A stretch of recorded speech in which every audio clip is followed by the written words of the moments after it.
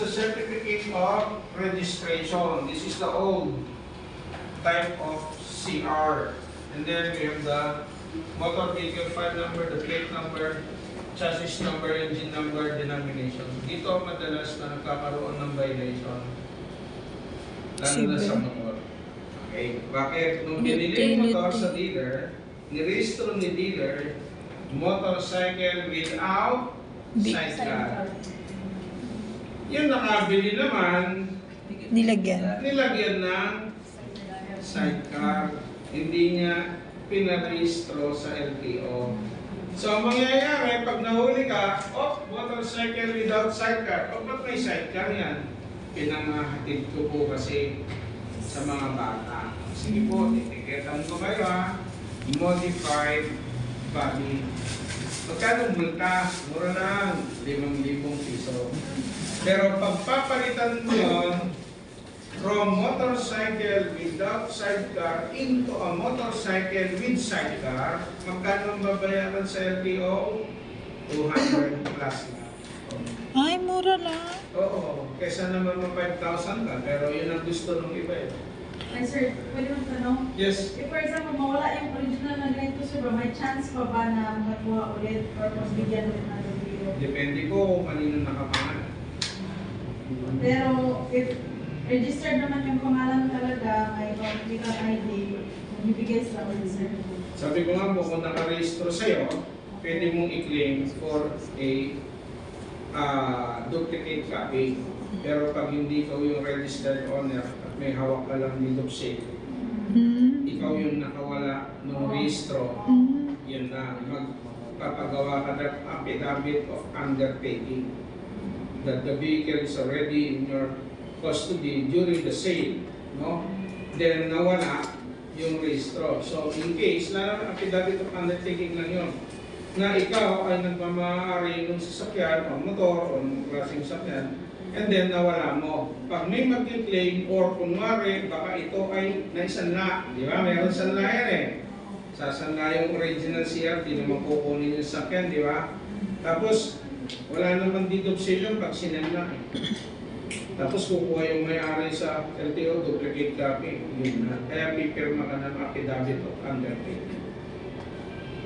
Ganun po siya, kaya pagka hindi original yung CR, magbubuo yung sasakyan. Ngayon, kung gusto niya naman, pwede din magbaon lang kayo ng biodesic or medicon. Diba? Isang kahon, sigurado makakasuwang ka. Madalas ko yan. Kaya nga lahat po ng sasakyan ay dinadaan sa HPG or sa highway patrol. Kasi meron akong yung pamangkin ko na binili niya, naka-deed of sale. Ganyan po ang nangyari. Nabaha ang bahay, nawala yung CR. Pero yung OR meron siya. Ang problema, hindi siya nakapangalan sa kanya. So, re-request siya ng duplicate copy. Hindi pa pa yung LTO. Ang gusto niya, i-transfer mo sa pangalan mo. Kaya pipirma ka ng affidavit of undertaking. Then, pagdating mo sa highway patrol, kukuha mo ng clearance, ang gagawin mo na ng HPG, hindi ka bibigyan ng clearance. Record check muna. Record check nila doon sa file nila kung ang sasakyan ay naka-alarm or ito ay naka-sunlock. Makikita nila doon. Ngayon, pag lumabas na record check, okay, doon ka nila bibigyan ng clearance to transfer. Ganun po.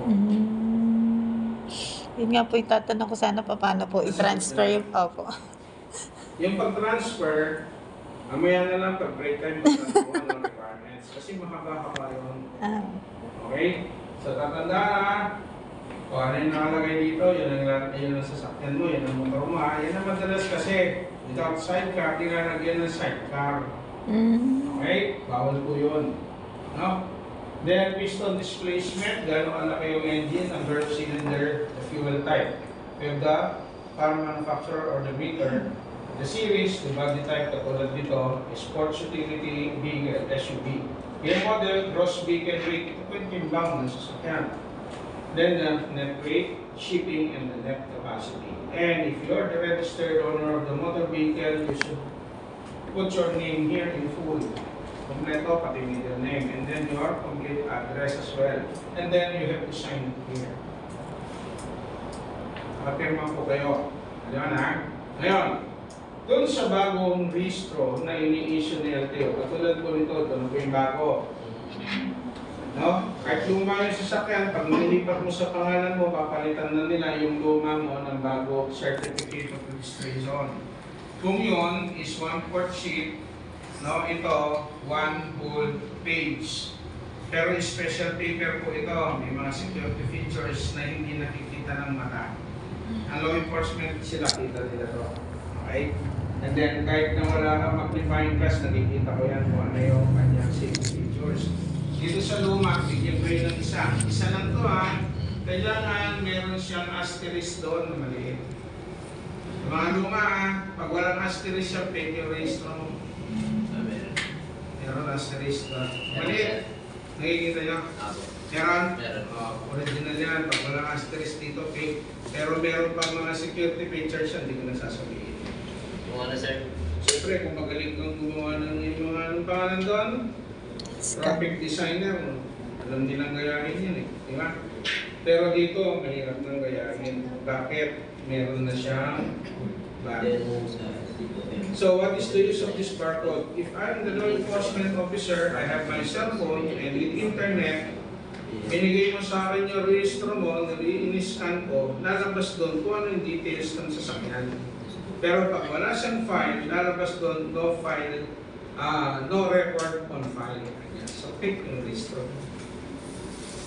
Naliwanag? Okay. Ngayon, pag ikaw ang registered owner naman, you are directly and primarily responsible. Tatandaan, sa iyo yung sasakyan, nakapangalan sa iyo. No? Kailangan siguraduhin mo yung gagamit o kahiramin mo ay maayos gumamit. Dahil pag ginamit sa maling paraan yan, no, you are responsible for any consequences of the operation of the motor vehicle, regardless who is the actual vehicle owner, might be o yung gumagamit. Kaya pag sa iyo nakarehistro yung sasakyan, ingatan ang paggamit. Lalo na ngayon, ang LTO, sabi ko nga, pag na-videoan yung sasakyan mo, at nakita ang plate number na gumawa ng mali sa kalsada, patatawag ng registered owner. Okay? Yung registered owner po patatawag. Sasabihin mo naman, hindi na po sa akin yan, na-ibenta mo na eh. Eh, pakita mo yung proof mo na deed of sale. Notarize hindi yung blanco lang. Hindi lang po, ako-sign mo. No? So, kailangan notarize deed of sale, papakita mo siya, ito po, hindi na po sa akin yan. Ito po yung ID niya, may 3 pirma siya, siya yung pakatawag nun, hindi may ikaw. At obligahin yung bagong may-ari na i-transfer niya sa pangalan niya. Tingin ko po kasi kaya yung i-transfer, sabi nila mahal. Bakit? Kasi fixer ang kanilang nilalapitan. Mali kasi yun. Katulad dyan, pagpaparestro, sisingilin ka, 2.5. Magkano lang ang babayaran mo? 1.5. Ayun o. Di ba? Lumalaki kasi sa mga fixer. Diba? Kaya ganoon. Ngayon, pag magpapatransfer ka, mura lang. Bigyan ko na lang kayo ng amount na eh. Ang first step mo, halimbawa, papatransfer is kukuha ka muna ng confirmation sa LTO. Transfer of. So, yung confirmation, libre yun na ng bayad sa LTO. No? Tapos, pag nakuha mo na yung confirmation na certificate of registration, pupunta ka na sa HPG. Nice. Question po. Yes. Sir, what if we bought the vehicle tapos yung owner po niya is from NCR? Confirmation. LTO pa din po ba dito? Oo, saan kang LTO? Confirmation certificate. Kailangan mong confirmation. Halimbawa, ang sasakyan mo is registered o yung certificate of registration is registered in region 3. Within the region, wala ka ng confirmation. Pero pag registered outside, yung certificate of registration na, tingnan nyo yun, nandun sa taas yun. Yes po. So, di ba? Yes po. Is registered outside the region, you need to get a confirmation coming from the LTO. So, walang bayad yun. Dadali mo sa LTO, Xerox copy o RCR, and then yung ID mo, dating may-ari, ID mo, saka yung notarized deed of sale. Xerox lahat po yun. Tapos mag-iiwan ka lang ng cellphone number. Iiring lang nila yun. Pag lumabas yun, text ka nila. Punta po kayo sa LTO, nandito na po yung confirmation mo. Okay na to. HPG na po kasunod. Anong kukunin nyo sa HPG? Yung tinatawag na clearance. No? Pagdating mo sa HPG, pipicturean ka yan. Hindi na kasama sa lesson natin ito, kaya nabuksan mo rin. Pupunta ka sa HPG, pipicturean ka. Ikaw, yung sasakyan at nandun sa HPG. No? Si SPO for Navarro. Tapos, pagkatapos na picture, ang susunod is pupunta ka sa SOCO, dyan sa Camp Makabulos. Alam niyo ba yung SOCO? Dyan sa Camp Makabulos, sa mismong loob. No? At ipapa-stencil mo sa kanila. Sila yung mag-stencil. To prove na yung tinatawag na engine and chassis number is not covered. Pag binigay na yung PIN form sa'yo, balik ka ulit sa HPG, i-re-release na ito. Pero bago ma-release yan, pupunta ka sa Land Bank of the Philippines. Magbabayad ka ng clearance amounting to 650 pesos. Clearance. Okay?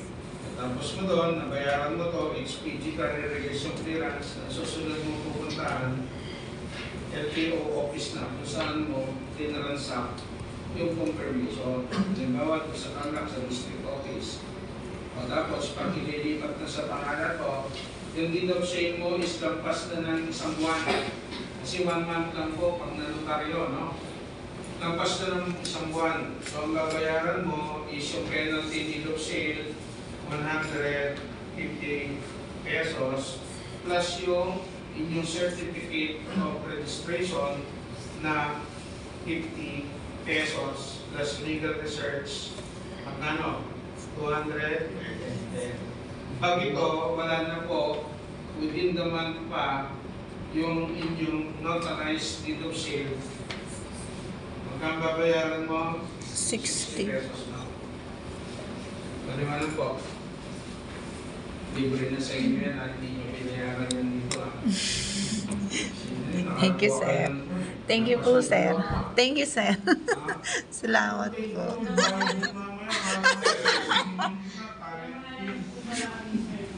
O, di naman, nag-fixer sila. Nasa 8,000. Siningil!